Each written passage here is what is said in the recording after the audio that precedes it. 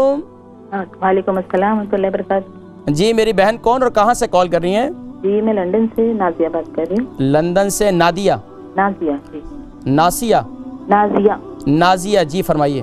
جی میری امی کے بارے میں مجھے کچھ سوال پوچھنے تھے۔ فرمائیے۔ جی میری امی کو ارتھرائٹس ہے۔ امی کو ارتھرائٹس ہے، ان کی عمر کتنی ہے؟ 54۔ 54 جی ٹھیک ہے۔ تو جس کی وجہ سے ان کے جو لیفٹ والا جو پیر ہے ان کا وہ کافی سون ہوتا ہے۔ سن ہوتا ہے؟ جی جی ہاں، کبھی انگلیاں بھی یا صرف پاؤں پورا؟ جی جی پورا پیر۔ اچھا تو ان کے دل کا چیک اپ کرائے؟ جی چیک اپ ہوتے رہتا ہے لیکن ایسا کچھ مطلب ان کا ہوتے رہتا ہے، کچھ تھوڑے دن گئے پھر ان کا واپس سے سون ہو جاتا ہے، وہ پتہ نہیں ہوگا۔ تو اس کے علاوہ آپ نے ان کی کڈنی کے کوئی ٹیسٹ وغیرہ کروائے؟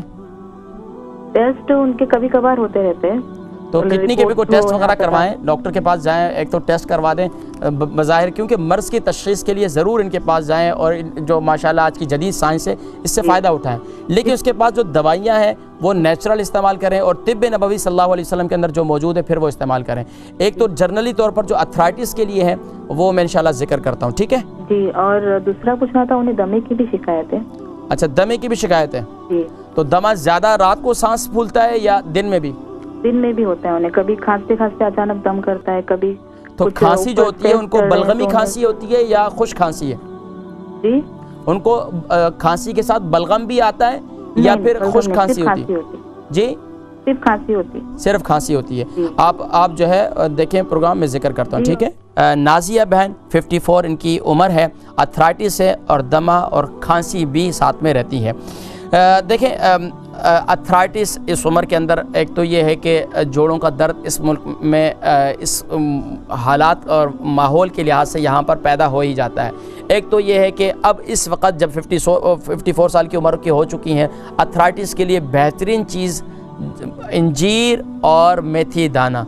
میری بات اب بس اوقات لوگ مذاق سمجھتے ہیں اور میں اس کو بار بار ذکر کرتا ہوں، یہ میں نہیں کہتا بلکہ اللہ کے نبی صلی اللہ علیہ وسلم نے ارشاد فرمایا کہ میتھی دانے میں شفا ہے، سبحان اللہ۔ 70 سے زیادہ امراض میں اس میں شفا ہے، سونے کے بھاؤ اسے، سبحان اللہ۔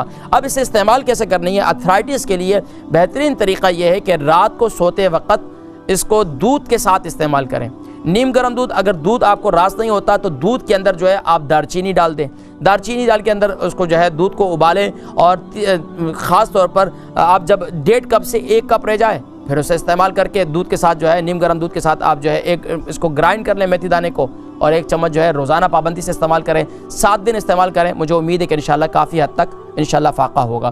دمہ کھانسی کے لیے بہترین چیز میں نے پہلے بھی ذکر کیا تھا، پچھلے سوالات جو باقی تھے ان میں ذکر کیا تھا، دمہ اور کھانسی کے لیے کلونجی کا تیل اور شہد۔ اگر شوگر بھی ہے تو شہد نہ استعمال کریں، صرف کلونجی کا تیل استعمال کریں۔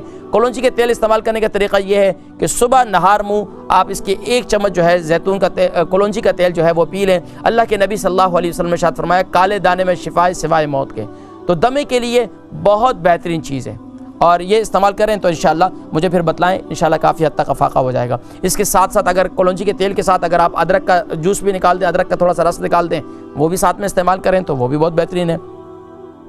اور اگر اس طریقے سے بھی استعمال کر سکتی ہیں، ادرک کی جو ہے وہ آپ ٹی یعنی کہ ادرک کا کہوہ بنا لیں، اس کے اندر جو ہے کلونجی کے تیل ڈال کے وہ پی لیں، وہ بھی بہت مفید ہے۔